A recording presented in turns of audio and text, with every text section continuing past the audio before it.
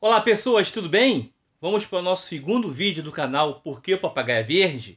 Eu sou o Rodrigo Guerra e neste vídeo nós vamos destrinchar uma pena. Como é que é formada a estrutura que está aqui dentro? Lembrando-se que você é muito bem-vindo no canal. Se não for inscrito, se inscreva, curte para nos ajudar e em casos de dúvidas, deixe nos comentários que depois eu irei responder. Vamos para o vídeo?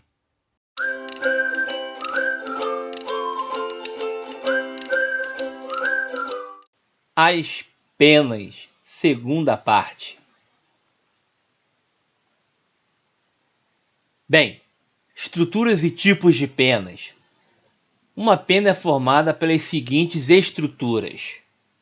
A raque, que é esse tubo central que sai do cálamo, que é a ligação da pena com a pele da ave.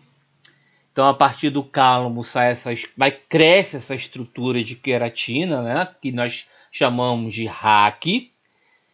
E ao longo do comprimento da raque, a mesma é derivada, né? Se abre em outras estruturas de queratina que nós chamamos de fexilo ou barbas.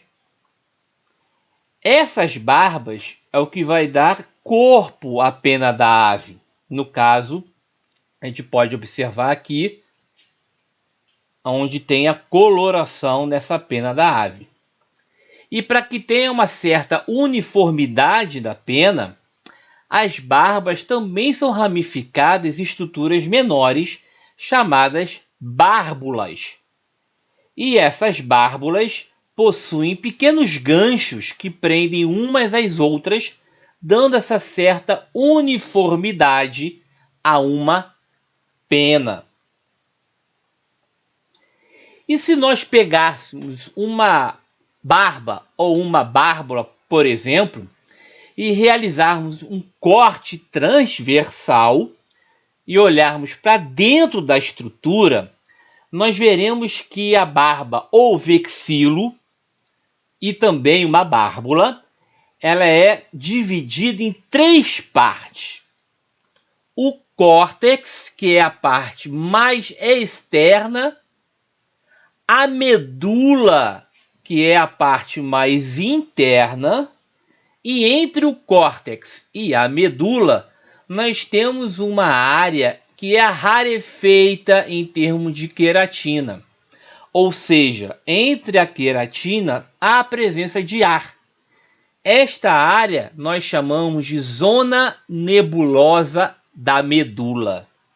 É bem importante nós termos em mente essa estrutura de um corte, de uma pena, porque são nessas estruturas que serão depositadas, ou não, os pigmentos que darão cor a uma pena.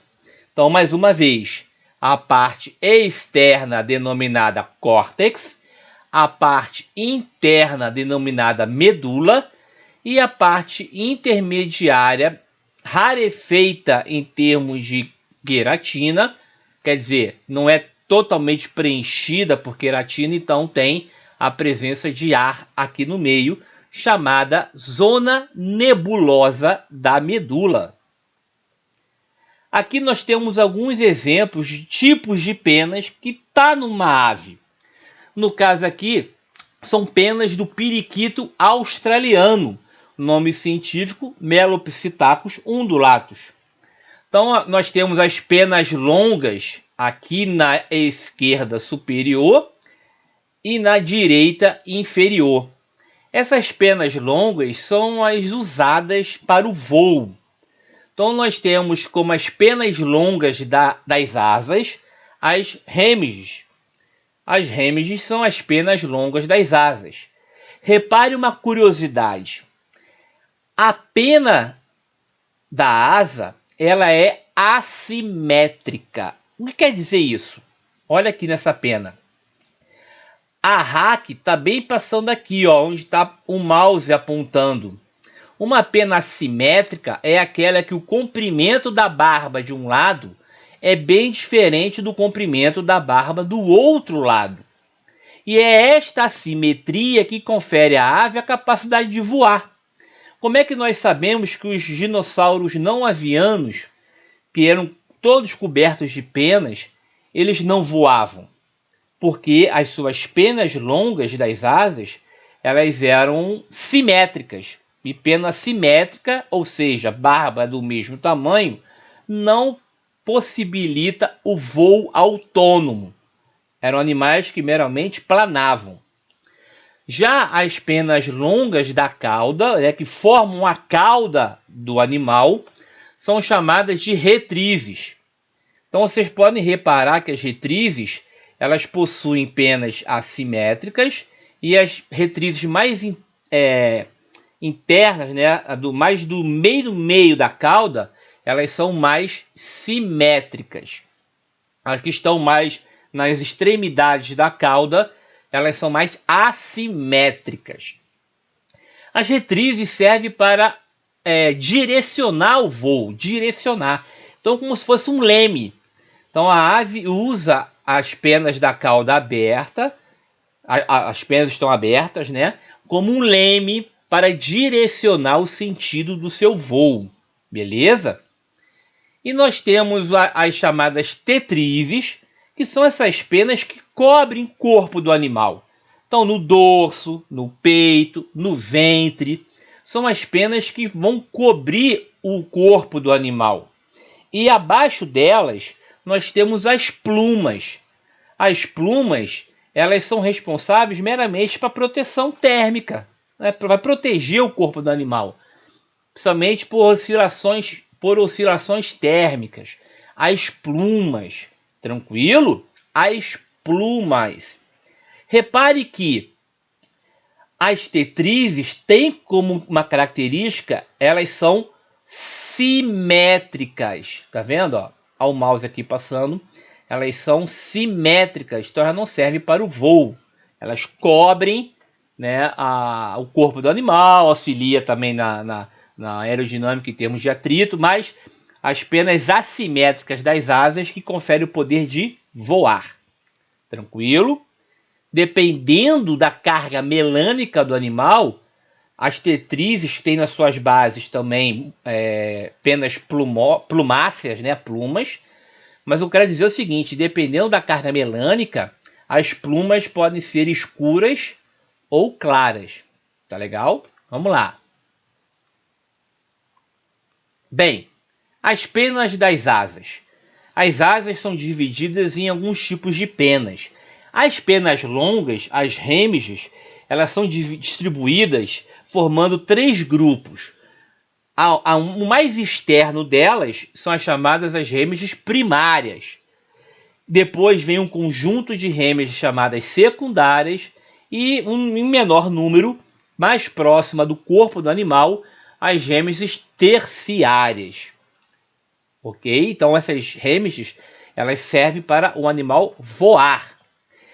Cobrindo a parte superior do braço da ave, que a asa nada mais é do que o seu próprio braço, nós temos as penas coberteiras, que vão cobrir o braço, né, da ave, formando, dando uma estabilidade para formar a asa da ave.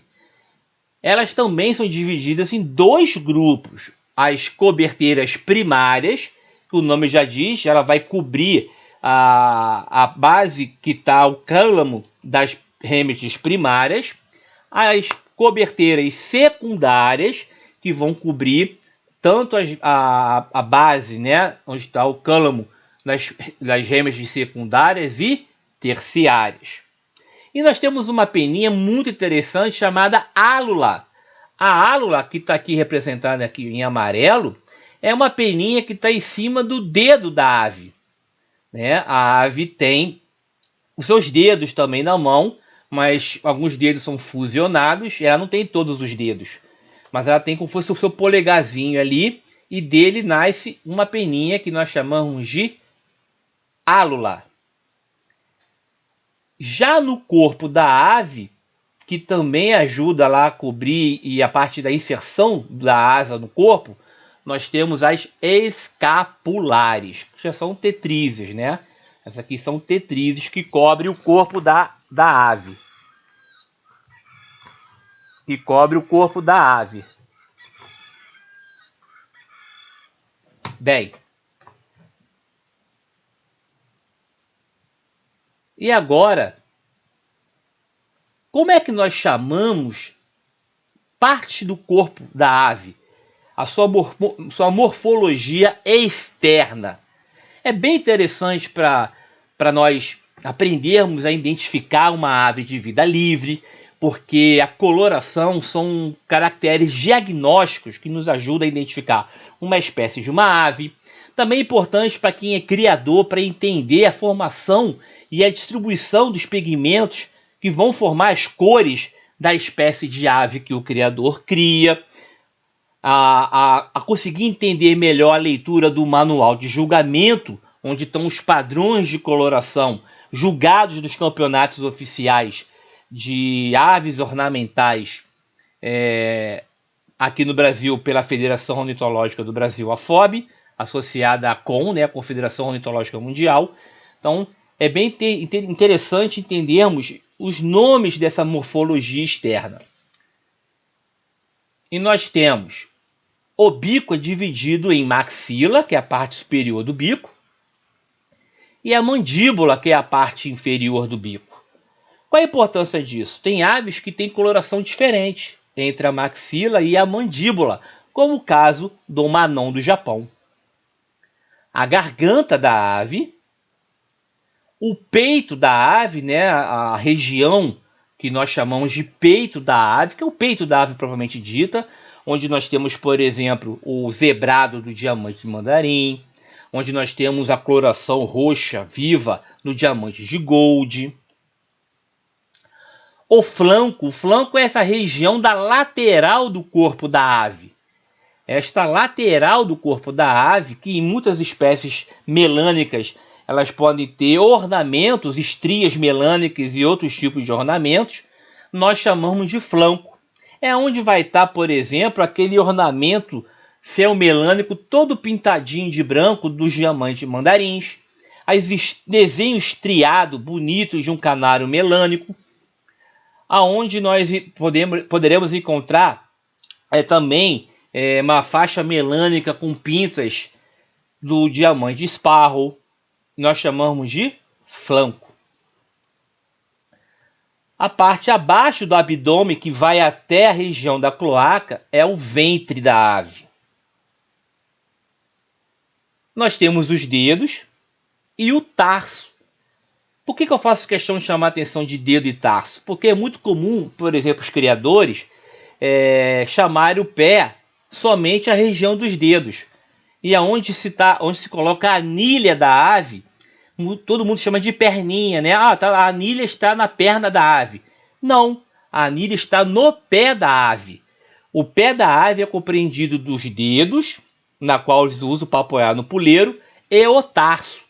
Então o tarso faz parte do pé da ave. A região da cloaca, as penas que estão embaixo da inserção das retrizes no corpo do animal, nós chamamos de infracaudais. As penas que estão cobrindo a inserção das retrizes no corpo da ave, né? Então nós chamamos de supracaudais. A região do uropígio, bem importante para as aves, porque tem uma glândula ali que secreta um óleo que a ave pega pela sua cabeça, que ela passa a cabeça bem no uropígio, e depois espalha pelo corpo inteiro. Esse óleo ajuda a dar uma uniformidade, uma resistência à pena da ave. Então, dependendo até do habitat que ela vive, é esse óleo que vai conferir até uma certa impermeabilidade para aves que exploram o ambiente aquático, por exemplo. O dorso ou o manto da ave. O encontro é o que os criadores costumam chamar popularmente de ombro, né? Então, justamente essa parte de cima do encontro da asa com o corpo. É justamente aqui que nós temos uma zona de eleição, por exemplo, dos mosaicos nos canários. Então, os canários mosaicos possuem no encontro uma forte deposição lipocrômica. Então é o encontro. Penas auriculares são as penas que cobrem o orifício auricular, o ouvido da ave. Manons brancos, por exemplo, costumam ter essas penas em menor quantidade. Então a gente vê, consegue ver até o buraco do ouvido do bicho, né? Então não é totalmente coberto. Então são as penas auriculares. A nuca da ave. O anel ocular, que é justamente essa membrana, essa parte que está em volta dos olhos da ave, que em alguns casos confere uma coloração típica, como as pombinhas diamante, os calafates. O pílio ou coroa é o topo da cabeça das aves. É justamente aonde, por exemplo, nos bem-te-vis, tem uma pequena crista, que eles conseguem elevá-la ou não durante as suas atividades em relações com outras aves, os bem-te-vis. É justamente o pílio que cresce de forma exagerada e forma o famoso topete das cacatuas, como as calopsitas. Então a pena das calopsitas estão saindo ali do pílio. E é justamente aonde nós temos uma mutação que acaba alterando o local de nascimento das penas, e as penas são têm um comprimento maior do que o normal, formando o que nós chamamos de topete. Então, o topete, como os canários de topete, né, o Gloucester, topete alemão, o Crash, até os topetes lá, por exemplo, do Manon, do diamante mandarim. Então, são penas que saem ali da coroa. E para terminar não, o penúltimo, a testa da ave. É onde nós temos esse encontro do pílio com o bico, é a testa. Dependendo da espécie, pode ter uma coloração ali bem diferente, uma carga de lipocromo, dando uma testa com uma coloração bem característica da espécie. Agora sim, por último, o louro. O que é o louro? O louro é essa região entre os olhos e o bico, essa região coberta de penas. É chamada de louro. Em algumas espécies pode ter uma estria melânica ali. Eu chamo essa estria melânica de lágrima loreal, porque parece que sai dos olhos, né, como uma lágrima, mas ela cobre a região do louro, encontrado nos bavetes, por exemplo. Já a lágrima do mandarim, ela é para baixo, né? Ela vai em direção à garganta.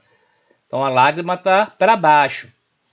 A lágrima loreal é aquela faixa melânica que está justamente na região do louro. Bem, era isso que eu queria falar com vocês. Um pouquinho do que é a pena, né? Como é que ela é formada, a pena em si, em córtex, zona nebulosa e a medula.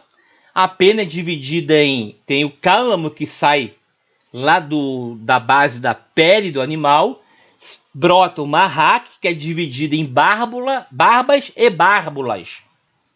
E elas, ao serem cortadas, né, tem aquela morfologia que eu acabei de falar: córtex, zona nebulosa e a medula.